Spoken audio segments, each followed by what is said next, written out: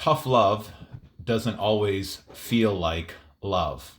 We're continuing to read through the Bible in a year, and we're in chapters 41 and 42 of Genesis. And Joseph meets up with his brothers. His brothers come because of the famine, and he's been put in this position of leadership. They don't believe it's him. They don't see if it's even him. How could they even imagine that Joseph was in leadership? And Joseph, instead of revealing himself, he speaks strongly against them. He hides his identity. He accuses them of being spies, and he'll continue kind of this game of tough love until the next few chapters.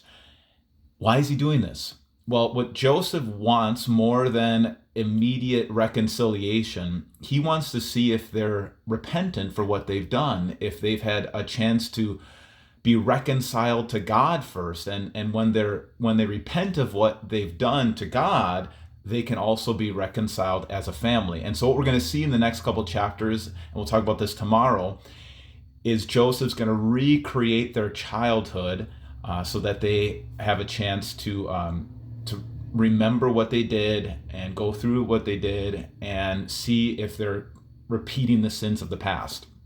Something else that's pretty incredible here, Joseph names his two sons Manasseh and Ephraim, meaning forget and fruitful, that he has forgot that God has blessed him so much. He looks back in his life, he has forgotten all of his sorrow that he experienced in the slavery and the imprisonment. He saw that God was training him through all of it.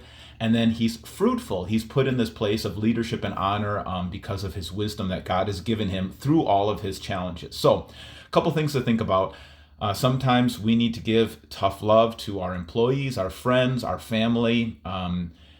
Let them feel the consequences of their actions so that they can learn and so that they can grow and so that they can repent.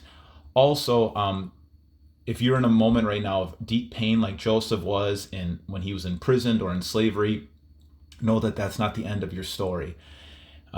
Sometimes we just need to wait a little bit longer to see how God's going to bring it all through. So God bless you. Keep reading and don't give up.